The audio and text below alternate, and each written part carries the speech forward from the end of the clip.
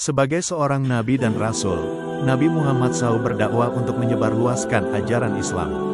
Selain di Madinah dan Makkah, Rasulullah SAW juga sempat berdakwah di kota Taif. Letak kota Taif ini berada di sebelah Makkah dan berjarak sekitar 75 mil atau sekitar 120,7 km. Nama Taif diambil dari adanya pagar atau tembok yang mengelilingi kota tersebut, seperti dijelaskan dalam Sirah Nabawiyah susunan Abul Hasan Ali Al-Hasani An-Natwi. Kala itu, Rasulullah berdakwah di Taif selama 10 hari. Banyak ujian dan cobaan yang beliau dapatkan saat di Taif.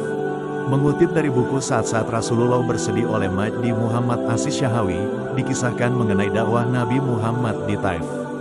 Kisah ini diriwayatkan dari Muhammad bin Jubair bin Mut'im. Seusai wafatnya Abu Talib, orang-orang Quraisy tak segan menyakiti Rasulullah. Karenanya, beliau memutuskan pergi ke Taif untuk berdakwah dengan ditemani Zaid bin Harits Sahra. Ketika di Taif, Rasulullah SAW mendatangi para pemuka dan menyampaikan dakwahnya. Sayangnya, tak seorang pun dari mereka yang memenuhi dakwah beliau.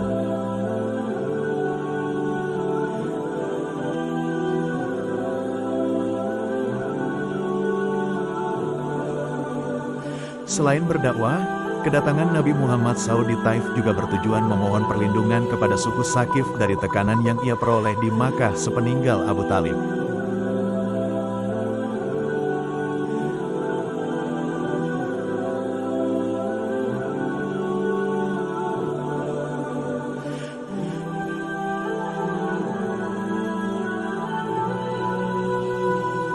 Menurut buku 113 Al-Quran Stories susunan Vanda Ari, datangnya Nabi Muhammad di kota tersebut karena Taif menjadi pusat kekuatan serta kepemimpinan kedua setelah Makkah. Selain itu, bisa paman-paman beliau juga berasal dari Bani Sakif.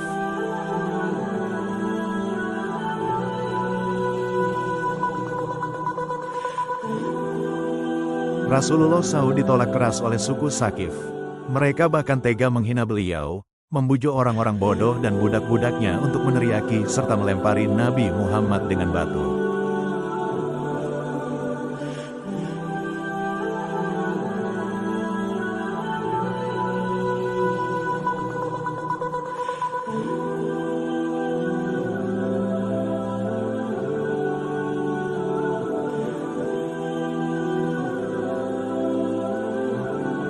Zaid bin Haritsah yang menemani Rasulullah bahkan berusaha melindungi beliau dari lemparan batu tersebut.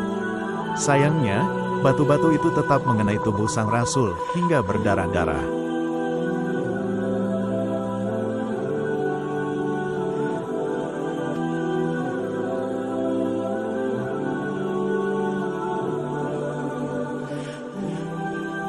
Bersama Zaid, Nabi Muhammad kemudian beristirahat di bawah pohon kurma. Apa yang dirinya alami di Taif justru lebih berat ketimbang di Makkah.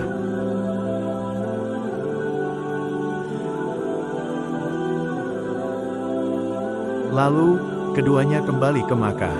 Peristiwa tersebut menjadi awal pergerakan hijrah Rasulullah bersama sahabat dan penduduk Muslim Makkah lainnya menuju Madinah.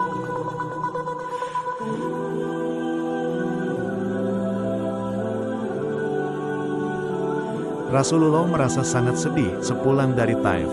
Di perjalanan pulang, beliau memanjatkan doa. Dinukil oleh Imam At-Tabrani dalam Al-Mujam Al-Kabir, Al-Baghdadi dalam Al-Jami' li Akhlaq Ar-Rawi, berikut bunyinya.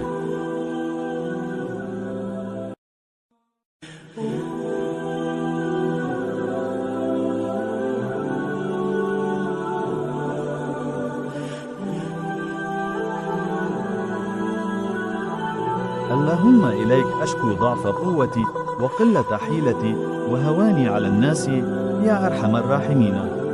أنت رب المستضعفين وأنت ربي، إلى من تكلني؟ إلى بعيد يتجهمني، أم إلى عدو ملكته أمري؟ إن لم يكن بك علي غضب فلا أبالي، ولكن عافيتك هي أوسع لي. أعوذ بنور وجهك الذي أشرقت له الظلمات وصلح عليه أمر الدنيا والآخرة من أن تنزل بي غضبك أو يحل علي سخطك. لك العتبى حتى ترضى، ولا حول ولا قوة إلا بك. Ya Allah, kepadamu aku mengadukan kelemahanku, kekurangan daya upayaku di hadapan manusia.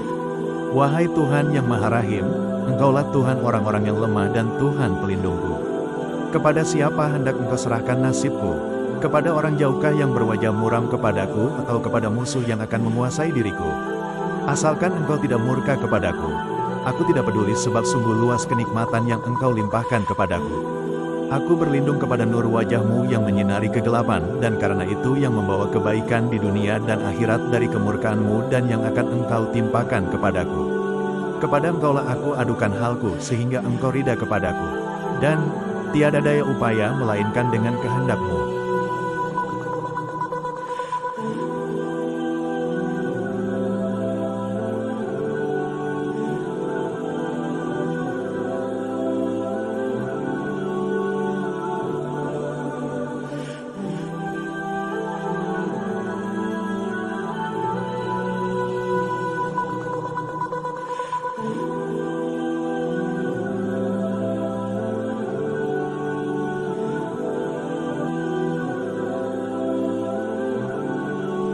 Menyaksikan hal itu, malaikat Jibril merasa terluka.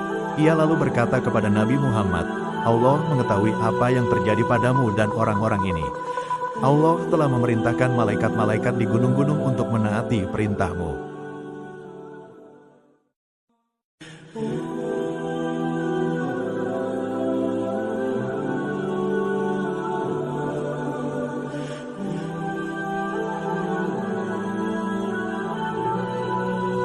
Alih-alih memberi penduduk Taif pelajaran, Nabi Muhammad justru menjawab dengan lembut, tidak.